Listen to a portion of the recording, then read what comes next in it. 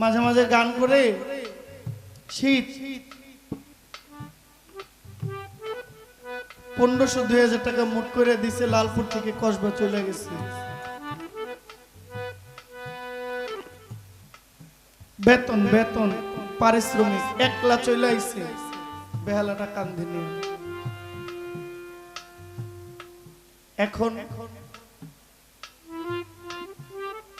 আমাকে ডাকে না, না হলে আমি আসি না, কিছু তো কারণ রহস্য আছে। আমি আমার চেষ্টাটাকে কমতি দেই নাই, খুব পরিশ্রম করেছি। আপনি আমার উপর আঙ্গুল তুলবেন, আপনাদের দেওয়া বহু কষ্ট সহ্য করে শিল্পী হয়েছি, বহু মানুষের বহু কথার নিন্দা শুনছি। এখন কম আসি, কম আসার জন্য অভিমান না, টাকার গরিমায় না, কান ধরে মাপ চাই।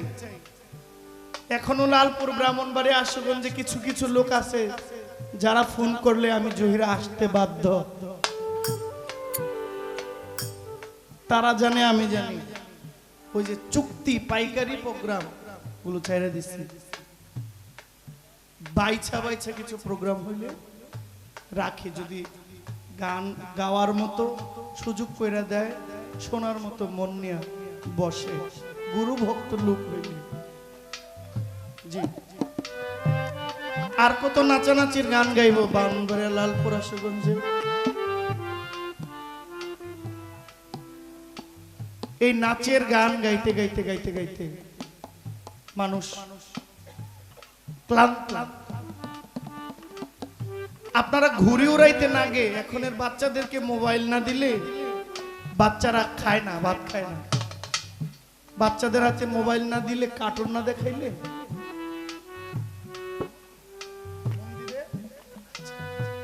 কার্টুন না দেখাইলে বাচ্চারা খানা খাইতো না। আমরা ঘুরে উড়াই ছোট কাল পার করছি। ওই ঘুরে উড়াইলে 2 টাকা দামের সুতাগুলো আছে না, চিকন সুতা, রেল সুতা, রেল সুতা দিয়ে পত্তন গুন্ডি উড়াইছি। তো গুন্ডির জুরজুরিটার থেকে মন ভইরা সুতা ছাইরা দিয়ে মাঝে মাঝে কাগজ ছিঁড়া ওই সুতাটার মধ্যে ছাইরা দিতাম, সুতাটার সাথে বাতাস উড়াইয়া কাগজটার ওই ঝুরঝুরির কাছে নিয়ে যাইতো। মানে কইতাম যে চিঠি পাঠাইছি।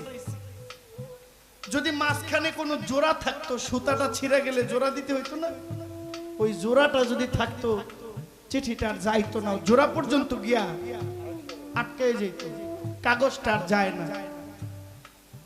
নিরিখ যদি একুরেট না থাকে, আমার মনের ব্যক্ত আশা কথাগুলো আমার মুর্শিদ পর্যন্ত যাবে না।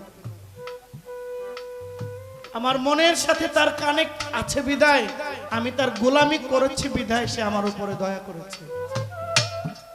আর আমার গোলামিটা মিথ্যা ছিল না। আমার জীবনে অনেক ভুল আছে, আমার ভুলের অনেক জবাব আমি দিচ্ছি, আমার ভুলের অনেক জবাব আমি দিচ্ছি, ভুলের অনেক শাস্তি আমি পাইতেছি, পেয়েছি, কিন্তু আমার গোলামিটা মিথ্যা ছিল না।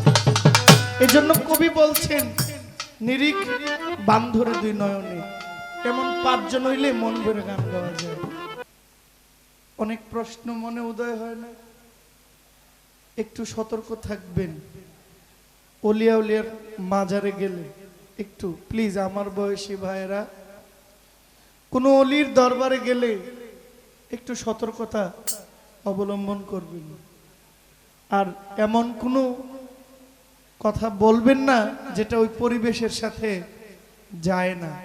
আপনারা আমার ভাই, আগামী দিনের শ্রোতাই আপনারা।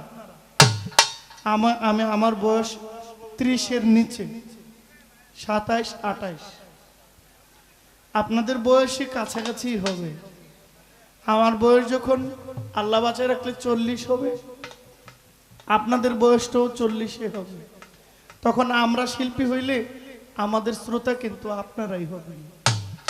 আর ওই শ্রোতাগুলো যখন গোড়া থেকে মজবুত হইয়া হয়, তখন এরা হয় আশেকি বাউল।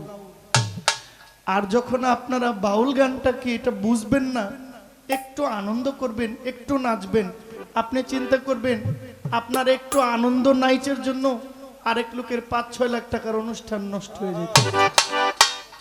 এগুলো করবেন না, নাচবেন, যতটুকু আনন্দ দেওয়ার চেষ্টা আছে করবেন, তবে এটা যেন আদবে থাকে।